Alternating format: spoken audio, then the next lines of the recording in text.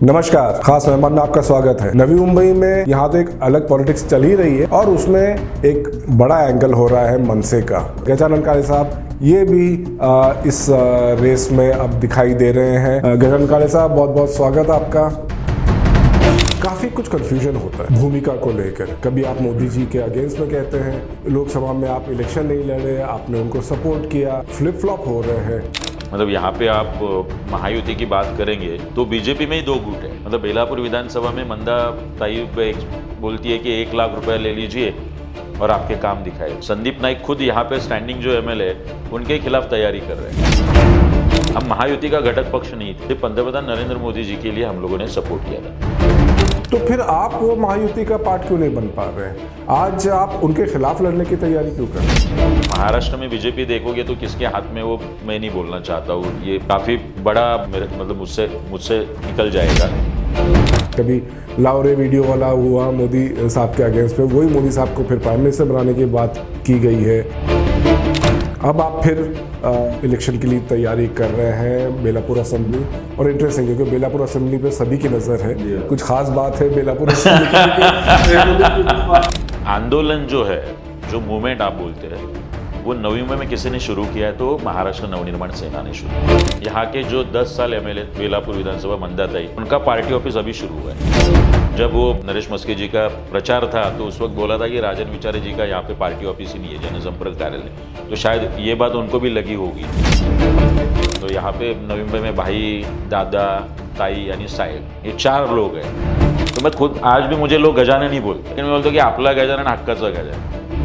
जो आज आपको बैनरबाजी दिखाई दे रही है, गोविंदाच्या शुभेच्छा, या शुभेच्छा, गणपतीच्या शुभेच्छा, छतरी वाटप, हम लोग उस वक्त काम कर रहे थे जिस वक्त नजदीक में कोई भी इलेक्शन नहीं दिखाई दे। लेकिन जो आप आंदोलन की बात कर रहे हैं, मनसे वाले इन्वॉल्व हो गए, कुछ ना कुछ एजेंडा है, तोड़फोड़ करेंगे, दमदाटी करेंगे।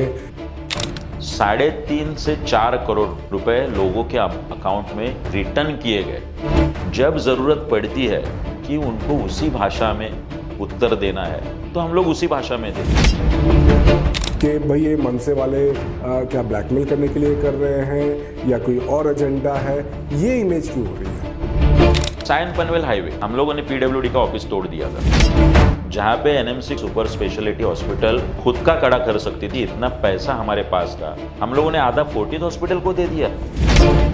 मैं आज यहाँ से आपके माध्यम से बोलता हूँ, आह्वान करता हूँ कि अगर महाराष्ट्र नवनिर्माण सेना का यहाँ से असेंबली में चुन के आता है या फिर नहीं आता है, इस शिक्षा में 1 रुपए की भी बढ़ोतरी नहीं होगी। ये भी अक्सर एलिगेशन लगते हैं कि जो खड़े हो रहे हैं ये जीतने के लिए नहीं है, ये एक कैंडिडेट के वोट्स काटने के लिए किए जा रहे हैं।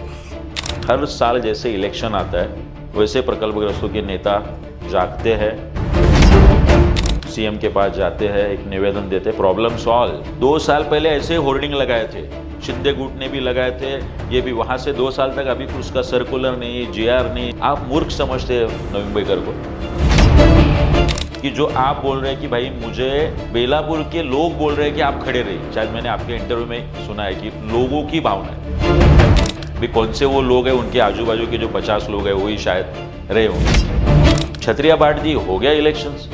आज आप पावने गांव, जो जहाँ से नजदीकी यहाँ के काफी बड़े नेता का हाउस है, आप पावने गांव के ऊपर शाम को 7-8 बजे जाइए, पूरा हवा में प्रदूषण। और हम जैसे सादे फैमिली से आए हुए लोग क्या विधायक नहीं बन सकते? मेरे पीछे एक नाम ही होना चाहिए क्या मेरे बाप का?